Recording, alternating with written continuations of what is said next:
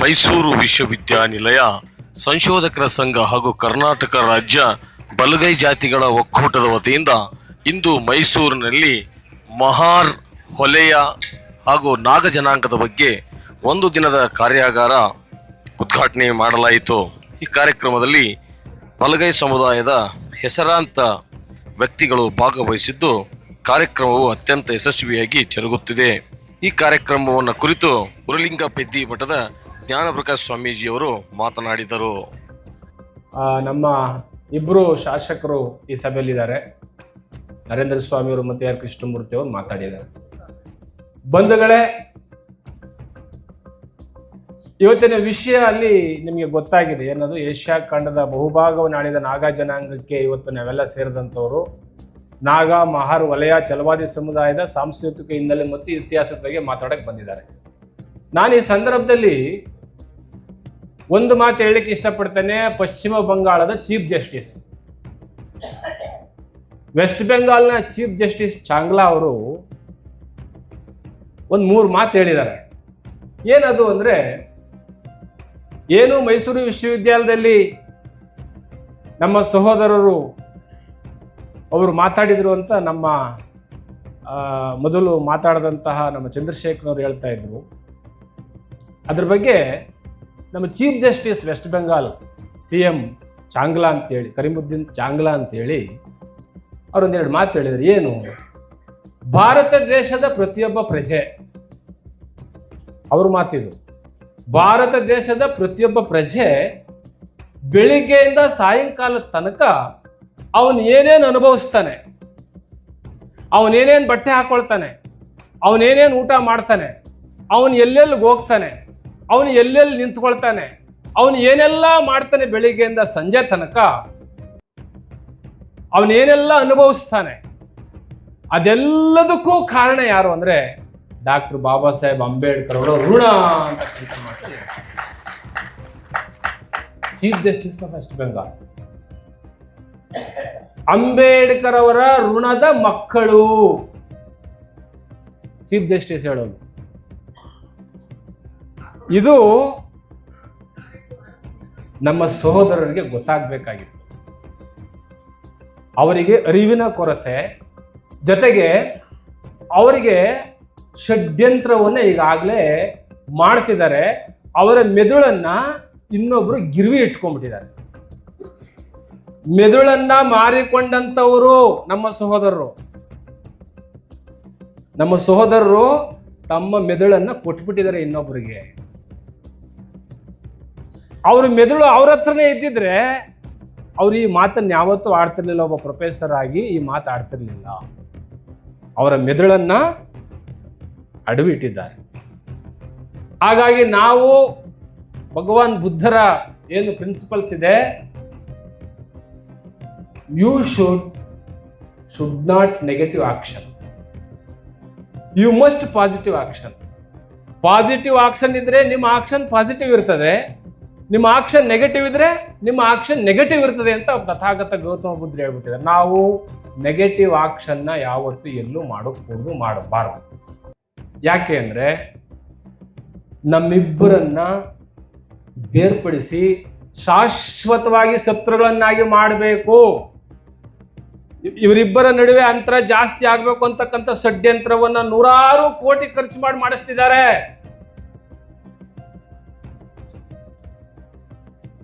ಒಬ್ಬ ಪ್ರೊಫೆಸರ್ ಆಡದಂತ ಮಾತಲ್ಲ ಇದು. ಅದರ ಹಿಂದೆ 100 ಶಕ್ತಿಗಳು ಆ ಮಾತನ್ನು ಆಡಿಸ್ತಾ ಇದೆ. ಅದು ಇವತ್ತಿಂದಲ್ಲ, ಈ ಪ್ರಕ್ರಿಯೆ ಇವತ್ತಿಂದಲ್ಲ. ಹಾಗಾಗಿ ಮೈಸೂರು ವಿಶ್ವವಿದ್ಯಾಲಯದಲ್ಲಿ ಆ ಮಾತುಗಳು ಬರ್ತವೆ ಅಂದರೆ ನೀವು ಯೋಚನೆ ಮಾಡಬೇಕು.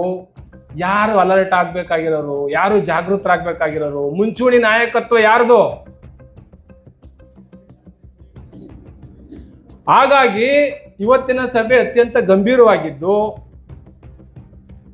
ಬಹಳ ಅತ್ಯಂತ ಗಂಭೀರವಾದಂಥ ಸಭೆ. ಈ ಸಭೆಯಲ್ಲಿ ಗಂಭೀರವಾದಂಥ ವಿಷಯಗಳನ್ನ ಪ್ರಸ್ತಾಪ ಮಾಡ್ಲಿಕ್ಕೆ ಬಂದಿದ್ದಾರೆ. ಯಾರನ್ನು ನಾವು ಎಲ್ಲೂ ಯಾವುದೇ ಕಾರಣಕ್ಕೂ ಟಾರ್ಗೆಟ್ ಮಾಡಿ ಮಾತಾಡುವಂಥ ಅವಶ್ಯಕತೆ ನಮಗಿಲ್ಲ. ಯಾಕೆ ಅಂದರೆ HJ ಖಾಂಡೇಕರ್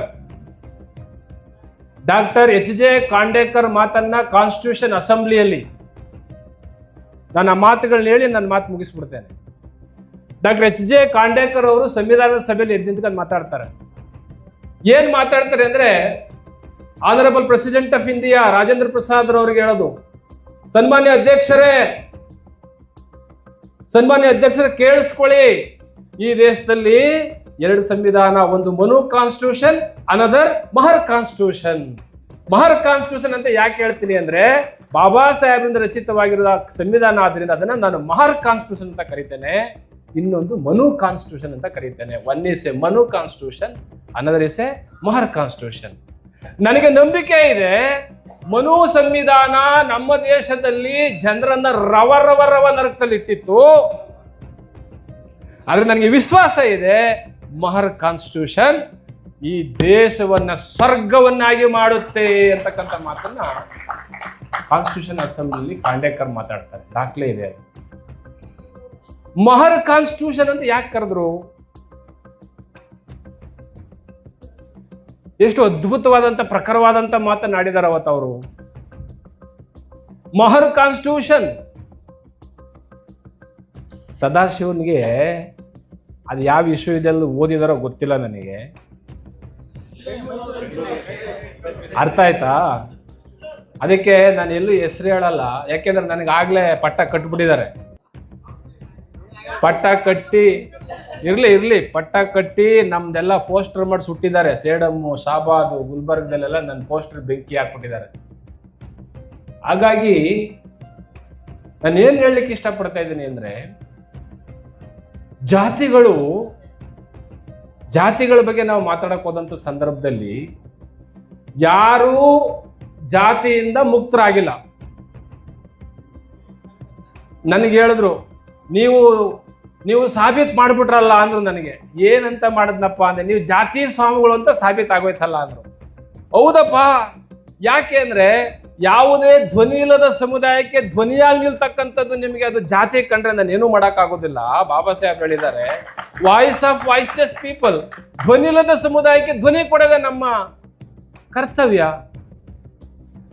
ಹಾಗಾಗಿ ನೀವು ಅದನ್ನ ಜಾತಿಗೆ ಗಂಟಾಕೋದು ನಾನೇನು ಮಾಡಕ್ ಆಗೋದಿಲ್ಲ. ನಾನು ಹೆಮ್ಮೆಯಿಂದ ಹೇಳ್ಕೊಳ್ತೇನೆ, Baba Saheb I am proud of to me why because I can but to my caste in Mahar ಅಂತ ಹೇಳಿದ್ದಾರೆ.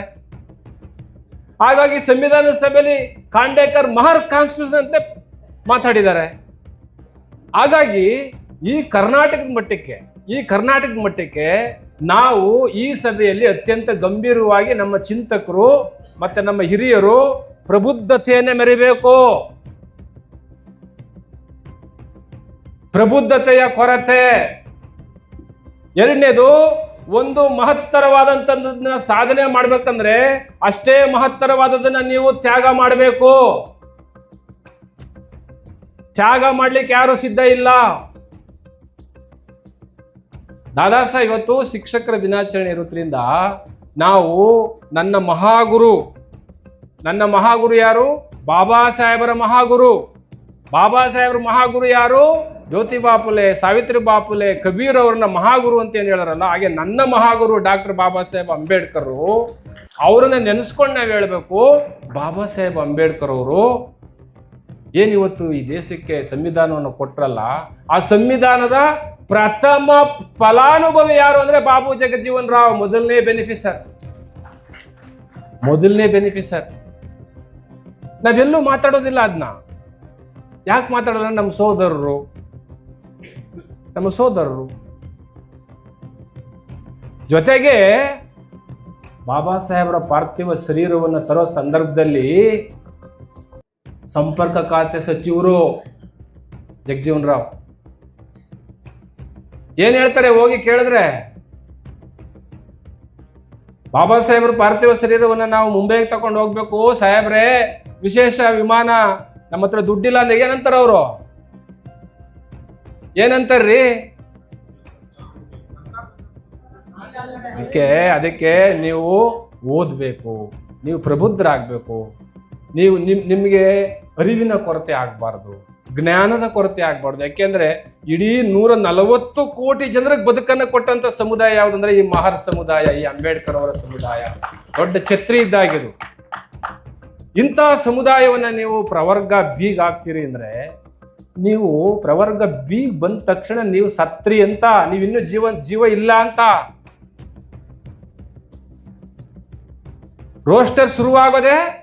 ರೋಸ್ಟರ್ ಬಿಂದು ಶುರುವಾಗೋದೇ ಎಯಿಂದ. ಮತ್ತೆಲ್ಲಿ ಸಿಗುತ್ತೆ ನಿಮಗೆ? ರೋಸ್ಟರ್ನಲ್ಲಿ ಹಿಂದೆ ಯಥಾವತ್ತು ರೋಸ್ಟರ್ ಹೆಂಗಿತ್ತು ಆ ರೋಸ್ಟರ್ನ ನೀವು ಮಾಡದೆ ಕ್ಯಾಬಿನೆಟ್ ಡಿಸಿಷನ್ ಮಾಡೋ ಗಂಟೆ ಏನು ಮಾಡ್ತಿದ್ರು? 6 ಸಿಕ್ಬಿಡ್ತು ಅಂದ್ರ? ಎಲ್ಲಿ ಸಿಕ್ತದ 6? ಕಜ್ಜಾಯವನ್ನ ಕೋತಿಗಳ ಕೈಯಲ್ಲಿ, ಕೋತಿಗಳು ಕುಸ್ತಿ ಆಡಿ ಕಜ್ಜಾಯನ ನರಿ ಕೈ ಕೊಟ್ಟುವಂತೆ, ತೂಕ ಮಾಡಿಕೊಡಿ ಅಂತ ತಕ್ಕಡಿಡ್ಕತ್ತಂತ ನರಿ. ಈ ಕಡೆಗೆ ಜಾಸ್ತಿ ಆದ್ರೆ ಈ ಕಡೆಗೆ ಬಾಯಿಗೆ ಹಾಕೊಳ್ಳೋದು, ಈ ಕಡೆಗೆ ಜಾಸ್ತಿ ಆದ್ರೆ ಈ ಕಡೆಗೆ ಬಾಯಿ ಹಾಕೊಂಡು ತಕ್ಕಡಿನೇ ಖಾಲಿ ಮಾಡ್ಬಿಡ್ತಂಥದ್ದು.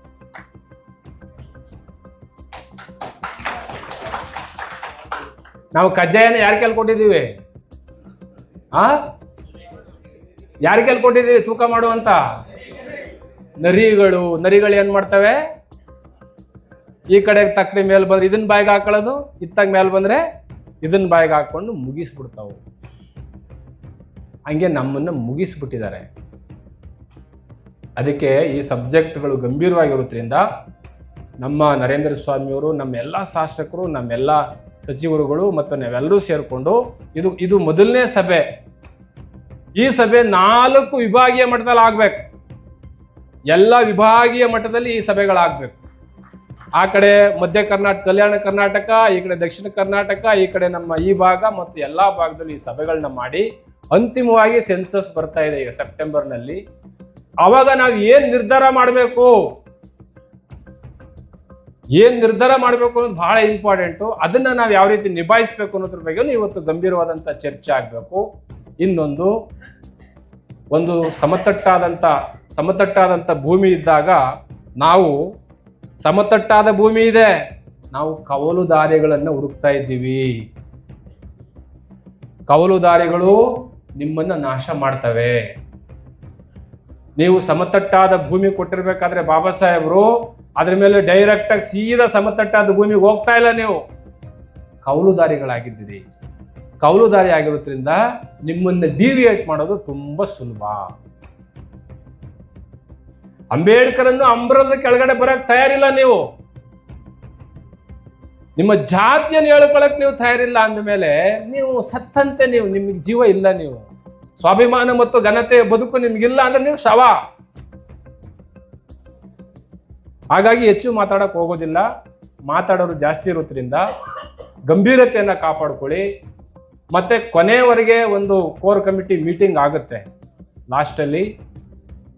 ನೀವು ರಾಜ್ಯ ಮಟ್ಟದಲ್ಲಿ ನೋಡಿ, ಈಗ ಅವ್ರಿಗೆ ಅವರ ತಲೆಗಳು ಮತ್ತು ಅವರಿಗೆ ಫೀಡ್ ಆಗ್ತಿದೆ. ಕೇಂದ್ರದಿಂದ ಎಲ್ಲ ಫೀಡ್ ಆಗ್ತಿದೆ. ಕೇಂದ್ರದವರು ಅವರನ್ನು ಈಗಾಗಲೇ ಶಿಫ್ಟ್ ಮಾಡ್ಕೊಳ್ತಾ ಇದ್ದಾರೆ. They are already shifted. ನೀವು ಇವತ್ತು ಅಂಬೇಡ್ಕರ್ ಅವರ ವಾರಸುದಾರರು, ಅಂಬೇಡ್ಕರ್ ಅವರ ವಂಶಸ್ಥರು. ನೀವು ತೆಗೆದುಕೊಳ್ಳೋ ತೀರ್ಮಾನ ಬಹಳ ಗಟ್ಟಿ ತೀರ್ಮಾನ ಆಗಿರಬೇಕು. ಅಂಥ ತೀರ್ಮಾನವನ್ನ ಬಾಬಾ ಸಾಹೇಬ್ ಅಂಬೇಡ್ಕರ್ ನಮಗೆ ಹೇಳ್ಕೊಟ್ಟಿದ್ದಾರೆ. ನೀವು ಇಂಥ ತೀರ್ಮಾನನೇ ಮಾಡಬೇಕು ಅಂತ ಹೇಳಿದ್ದಾರೆ. ಕೇಳ್ತಾ ಇಲ್ಲ.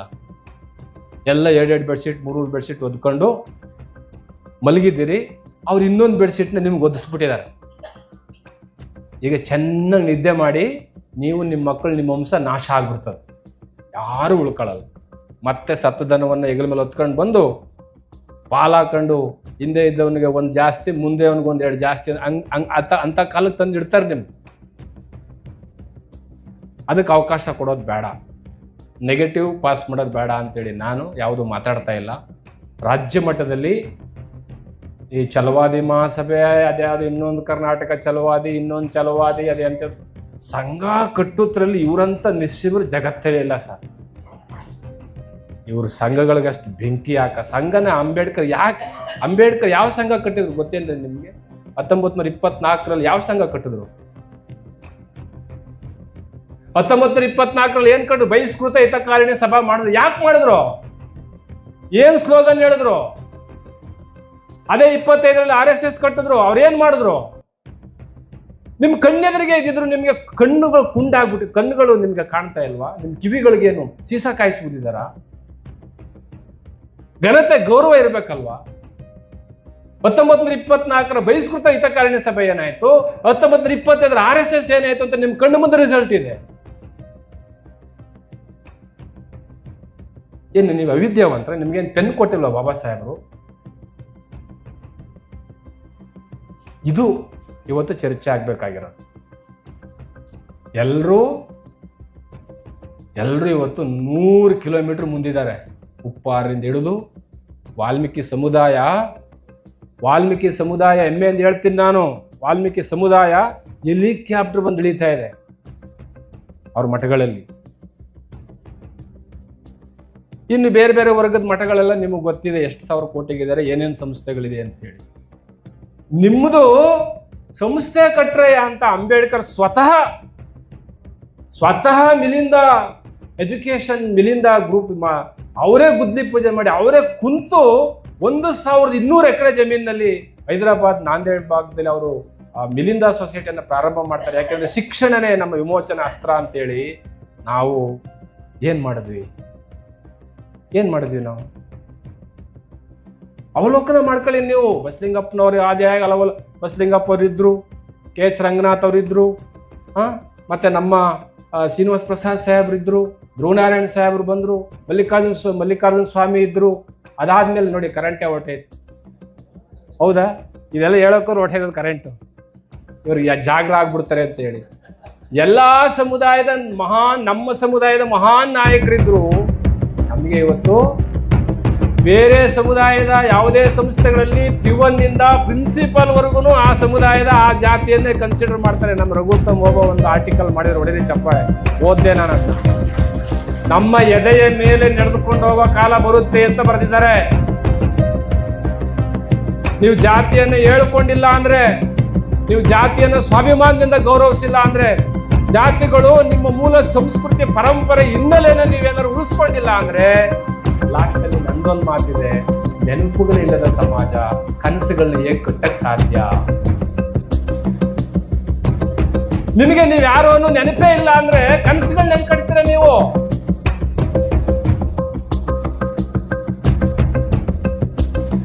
ಏನ್ ಸಣ್ಣ ಇತಿಹಾಸ ಇದೆ ನಿಮ್ಗೆ? ಬಹುದೊಡ್ಡ ಚರಿತ್ರೆ ಇರತಕ್ಕಂಥ ಸಮುದಾಯ ನೀವು. ಅದಕ್ಕೆ ಇಂಥ ಒಂದು ಗಂಭೀರವಾದಂಥ ಚರ್ಚೆ ಚಂದ್ರಶೇಖರಯ್ಯನವರು, ನಮ್ಮ ಸಿದ್ದಯ್ಯ ಸಾಹೇಬರು, ನಮ್ಮ ಶಿವರಾಮ್ ಅವರು, ಮತ್ತೆ ನಮ್ಮೆಲ್ಲ ಪುರುಷೋತ್ತಮ ಅವರು ಈ ಮೈಸೂರು ಭಾಗದಲ್ಲಿ ಇಟ್ಕೊಂಡಿದ್ದಾರೆ. ಇದು ಎಲ್ಲಾ ಭಾಗದಲ್ಲೂ ಆಗಬೇಕು. ತದನಂತರ ರಾಜ್ಯ ತಕ್ಷಣಕ್ಕೆ ನಮಗೆ ಪ್ರವರ್ಗ ಏನಲ್ಲಿ ಇರಬೇಕಾದ್ ನಾವು ಬೀಗ ಬಂದಿದ್ದೀವಿ. ಅತ್ಯಂತ ಅಪಾಯ. ಈಗ ನಾನು ಲಾಸ್ಟ್ ಅಲ್ಲಿ ಕಾಫಿಗೂ ಟೀಗೂ ಅಲ್ಲಿ ಕುತ್ಕತೀವಿ ಎಲ್ಲರ ಆ ಮೂಲೆಯಲ್ಲಿ, ನೀವು ಬಂದು ನಮ್ಗೆ ಒಪ್ಪಿಸಿ ಏನೇನು ಮಾಡ್ಬೇಕು ಅಂತ ಮಾಡೋಣ. ಚೀಟಿನೇ ಬರೆದು ಕೊಟ್ಬಿಡಿ. ಹಾಗಾಗಿ ಮಧ್ಯೆ ಡಿಸ್ಟರ್ಬ್ ಮಾಡಬೇಡಿ, ಮಾತಾಡೋರಿದ್ದಾರೆ.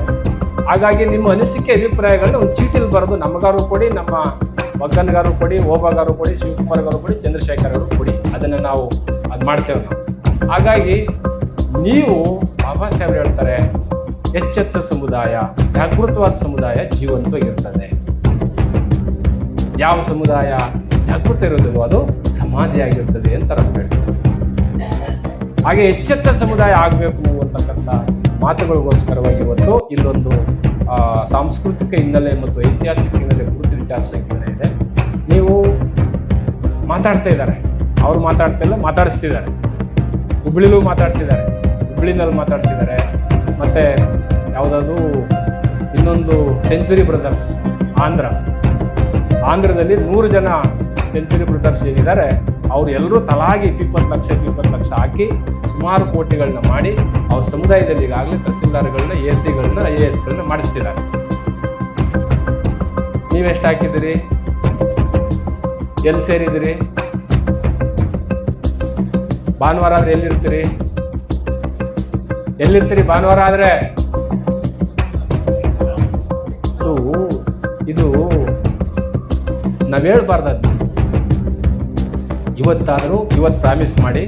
ಇವತ್ತೇ ಪ್ರಾಮಿಸ್ ಮಾಡಿ ನಿಮ್ಮ ಮಕ್ಕಳ ಮುಂದಿನ ಭವಿಷ್ಯಕ್ಕೆ ನೀವು ಬಾಬಾ ಸಾಹೇಬ್ರ ಪ್ಲಾಟ್ಫಾರ್ಮ್ ಅಲ್ಲಿ ಇದ್ರೂ ಮಾತ್ರ ನಿಮಗೆ ಸೇಫ್ಟಿಯ ಹೊರತು ಬಾಬಾ ಸಾಹೇಬ್ರನ್ನ ಮರೆತು ಮಾತನಾಡುವನು ಭಾರತೀಯನಾಗಲಾರ, ಅವನು ಮನುಷ್ಯನೂ ಆಗಲಾರ ಅಂತ ಹೇಳ್ತೀನಿ ನಾನು. ಭಾರತೀಯರು ಅಂಬೇಡ್ಕರನ್ನ ಮರೆತು ಮಾತನಾಡುವ ಯಾವುದೇ ವ್ಯಕ್ತಿ ಅವನು ಮನುಷ್ಯನಾಗ್ಲಿಕ್ಕೆ ಸಾಧ್ಯ.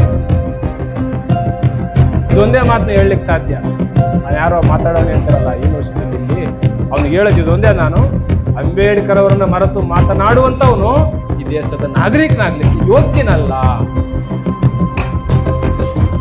ಇದು ಅವ್ನು ತಿಳ್ಕೊಬೇಕಷ್ಟೇ. ಅವ್ನ ಪ್ರೊಫೆಸರ್ ಯಾವುದೋ ಏನ್ ಡಿಗ್ರಿ ಮಾಡಿದ್ರೋ ಗೊತ್ತಿಲ್ಲ. ಅಂಬೇಡ್ಕರ್ ಅವರನ್ನ ಮರೆತು ಮಾತನಾಡುವ ಸಮುದಾಯವಾಗ್ಲಿ, ಅಂಬೇಡ್ಕರ್ ಅವರನ್ನ ಮರೆತು ಮಾತನಾಡುವ ವ್ಯಕ್ತಿಯಾಗ್ಲಿ ಈ ದೇಶದ ನಾಗರಿಕನಾಗ್ಲಿಕ್ಕೆ ಅವನು ಅರ್ಹನಲ್ಲ, ಅಯೋಗ್ಯ ಅಂತ ನಾನು ಪದ ಬಳಸಬೇಕಾಗ್ತದೆ.